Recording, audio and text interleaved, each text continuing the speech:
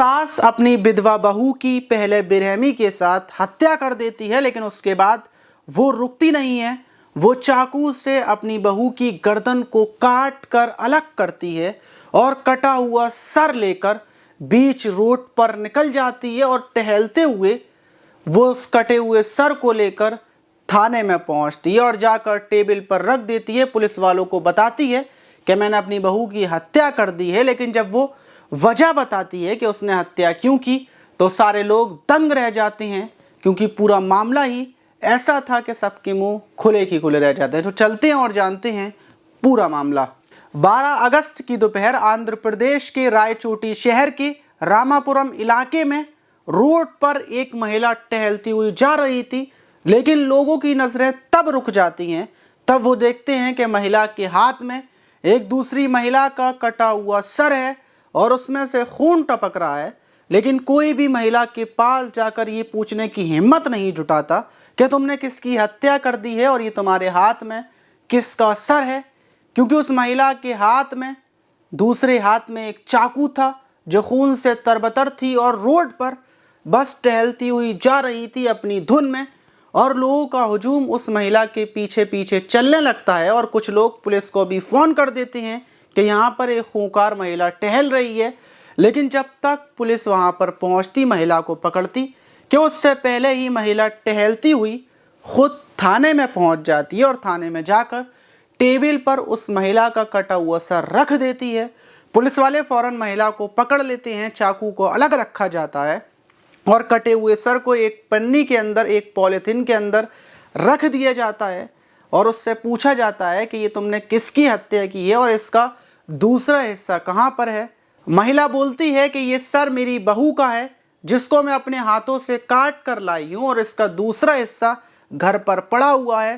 Police फौरन महिला को लेकर उसके घर पर पहुँचती है और दूसरे हिस्से को भी बरामद कर लेती है और उसके बाद उस सास से पूछताछ की जाती है कि तुमने अपनी बहू की हत्या क्यों की, ऐसी क्या वजह आ गई थी कि तुम सर को काट कर थाने लेकर पहुंच गई, उससे पहले भी तुम जा सकती थी, पुलिस कंप्लेन कर सकती थी। वो बताती है कि मैंने अपनी 2 बेटियों की शादी पहले ही कर दी थी, वो अलग रहा करती थी, मैं अपने बेटे के साथ रहती थी और ये मेरी बहू थी। मेरे बेटे की 2 छोटी छोटी बेटियाँ भी हैं, जिसमें एक की उम्र 10 साल है, दूसरी की उम्र 11 साल है। लेकिन 3 साल पहले ही मेरे बेटे की एक्सीडेंट में मौत हो जाती है और उसके बाद मेरी बहू जिसका नाम वसुंधरा था वो विधवा हो जाती है और वो मेरे साथ ही अपनी दोनों बेटियों को लेकर रह रही थी। मैं उसका खर्चा पानी उठाती थी और जो बाहर की दुकानों का किराया आता था वो वसुंधरा को मिलता था, क्योंकि उसके हिस्से में वो जगह आ रही थी और सब कुछ ठीक ठाक चल रहा था। मुझे भी खुशी थी कि मेरी विधवा बहू अपनी दोनों बच्चियों को पाल रही है। लेकिन 1 साल पहले ही मुझे पता चलता है कि मेरे घर से थोड़ी दूरी पर एक युवक रहता है जिसका नाम अर्जुन है और उसी के साथ मेरी बहू के अवैध संबंध चल रहे हैं, प्रेम कहानी चल रही है। मैं उसको समझाती हूँ, उसका विरोध करती हूँ, लेकिन बहू मानने को तैयार नहीं थी। वो उसके प्यार में, अर्जुन के प्यार में पूरे तरीके से पागल हो चुकी थी। और 11 अगस्त को वो अपनी दोनों बेटियों को स्कूल भेजने के बाद फ़ोन कॉल पर चिपक जाती है, अपने प्रेमी से बातचीतों में लग जाती है। और जब मैं उसको फिर विरोध करती हूँ तो वो मुझसे बोलती है कि बुढ़िया मैं तुझे जान से मार दूंगी अपने प्रेमी के साथ मिलकर, और उसके बाद इस पूरे घर पर मैं राज करूंगी, अपनी आने वाली ज़िंदगी को सुकून के साथ जीऊंगी। ये सुनकर मैं डर जाती हूँ, मैं घबरा जाती हूँ कि सच में ये अपने प्रेमी के साथ मेरी हत्या कर देगी। लेकिन उसके बाद मेरी दोनों पोतियों का क्या होगा, उनको हिस्सा कैसे मिलेगा, उनकी आने वाली ज़िंदगी कैसे गुजरेगी, और मैं इसी टेंशन में हो जाती हूँ। उसके बाद मैं अपने भाई के बेटे को फ़ोन कर बुलाती हूँ, ये पूरी वारदात उसको बताती हूँ और उससे बोलती हूँ कि मैं वसुंधरा को जान से मारने के लिए चाकू से जाऊँगी। अगर वसुंधरा उल्टा मेरे ऊपर हमला करे तो तुम मुझे बचा लेना, वरना तुम दूर खड़े होकर सिर्फ तमाशा देखना। और मैं चाकू लेकर वसुंधरा के रूम में पहुंचती हूँ और उसके पेट में ताबड़तोड़ चाकुओं से मारकर उसकी हत्या कर देती हूँ।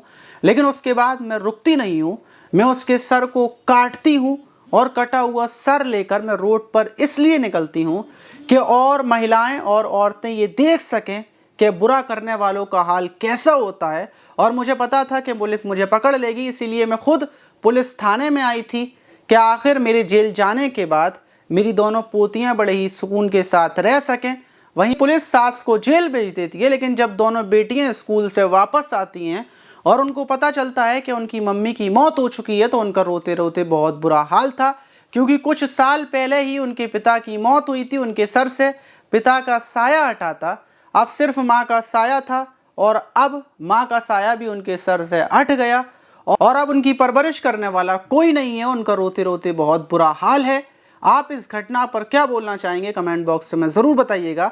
और अगर आपको हमारी न्यूज़ अच्छी लगती है या फिर इसमें सच्चाई दिखती है तो कमेंट बॉक्स में एक कमेंट ज़रूर कर दीजिएगा। और नीचे जो रेड वाला निशान है सब्सक्राइब वाला, उसको दबाकर चैनल को सब्सक्राइब ज़रूर कर लीजिएगा। मिलते हैं किसी और वीडियो में।